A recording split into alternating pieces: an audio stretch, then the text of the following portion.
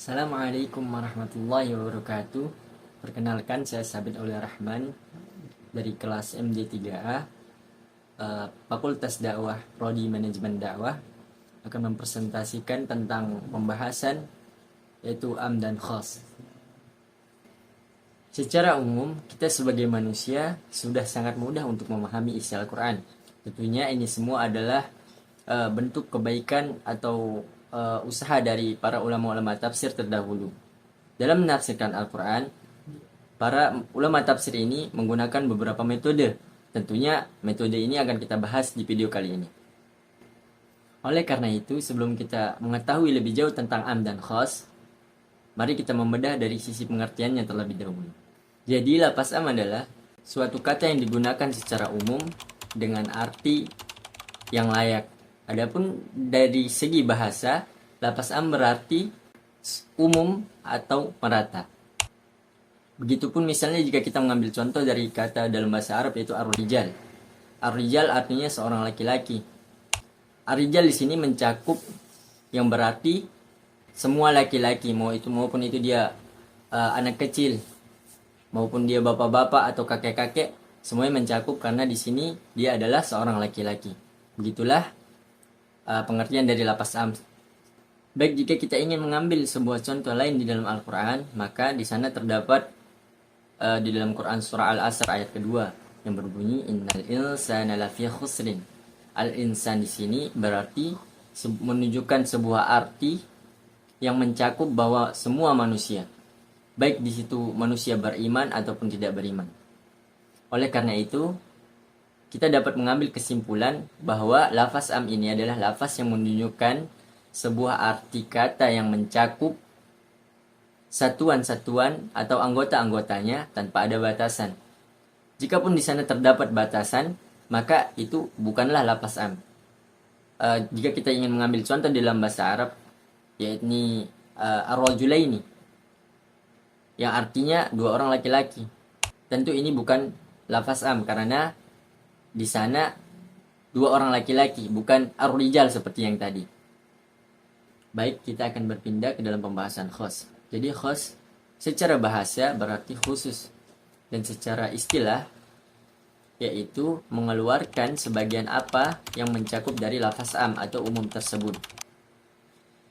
Jika kita mengambil contoh dari bahasa Arab, yakni misalnya rajulun, yang berarti anak laki-laki, tidak bisa kita artikan sebagai anak perempuan, karena ar-rajulun itu artinya adalah anak laki-laki.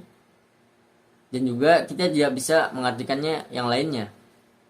Artinya di sini adalah jika ada suatu nas di dalam Al-Quran yang masih bersifat umum, maka fungsi dari khos ini adalah untuk mengkhususkan ayat tersebut.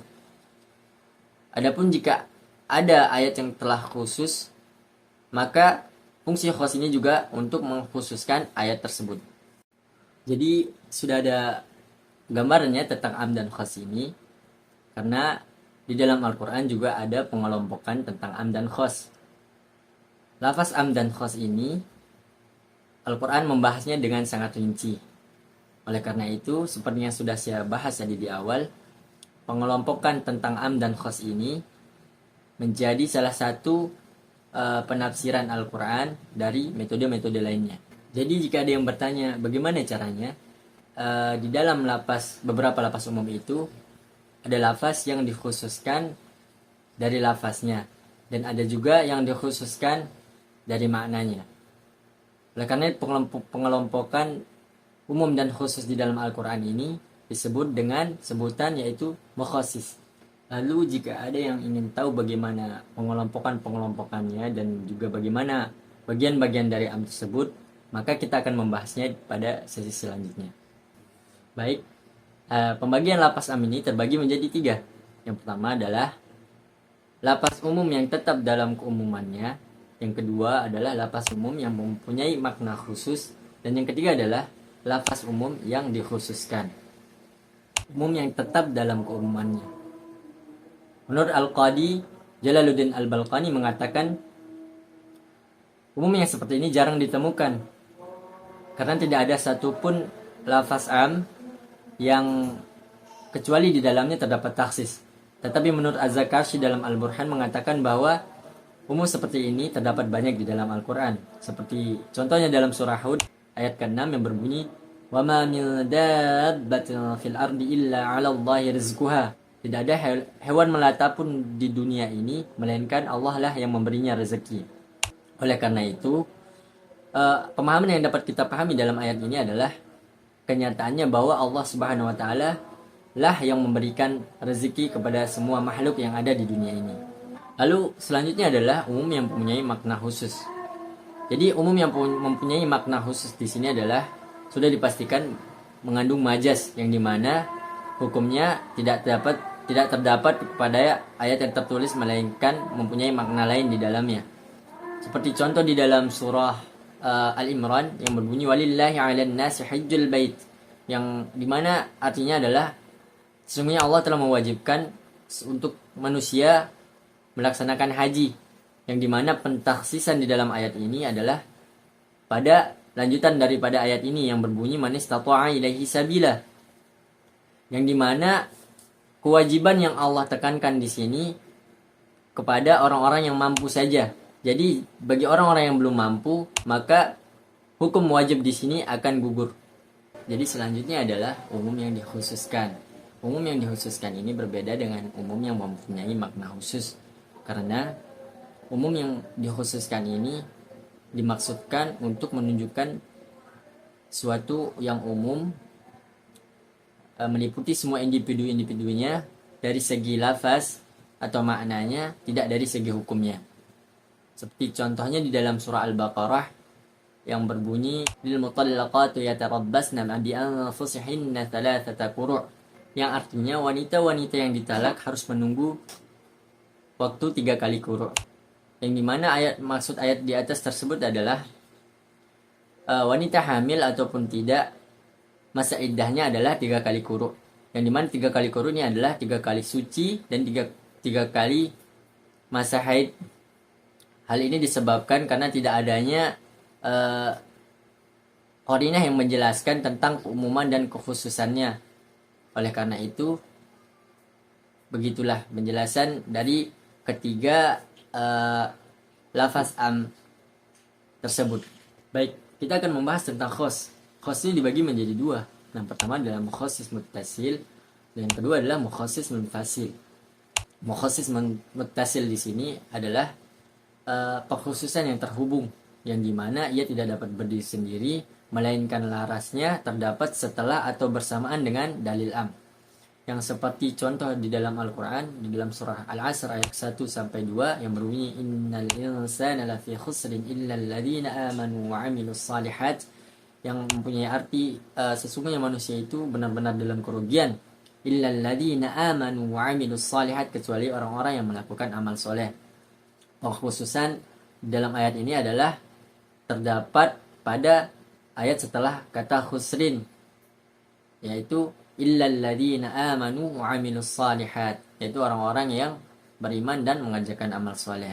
Jadi yang kedua adalah mukhasis munfasil. Mukhasis munfasil ini adalah suatu pengkhususan yang tidak tersambung, yang dimana pengkhususan ini atau pentakhsisan ini diambil dari nas yang berbeda. Maksudnya adalah mukhasis munfasil ini adalah suatu lafaz umum atau khusus yang terpisah, yang dimana bisa saja dengan ayat yang berbeda, bisa dengan hadis, bisa dengan ijma' dan bisa dengan qiyas. Jadi mukhasis ini bisa Al-Quran dengan Al-Quran, bisa Al-Quran dengan hadis, bisa Al-Quran dengan ijma' dan bisa Al-Quran dengan qiyas.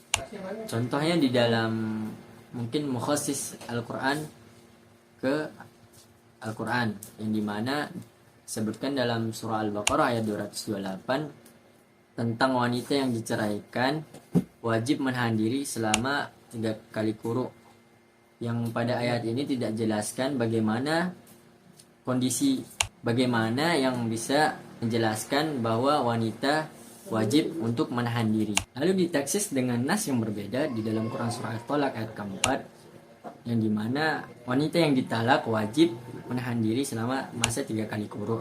Yang di sini juga tidak dijelaskan bahwa kondisi bagaimana yang diwajibkan wanita untuk menahan diri.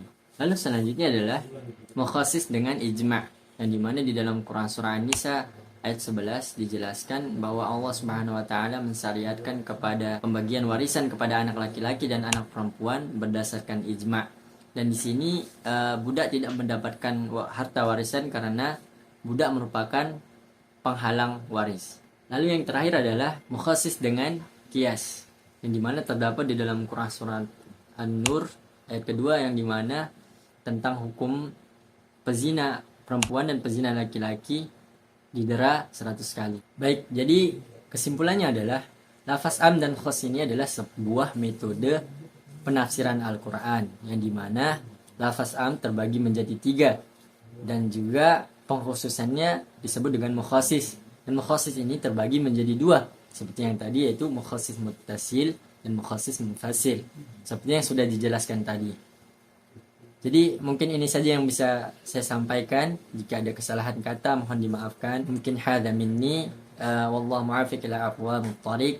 Assalamualaikum warahmatullahi wabarakatuh.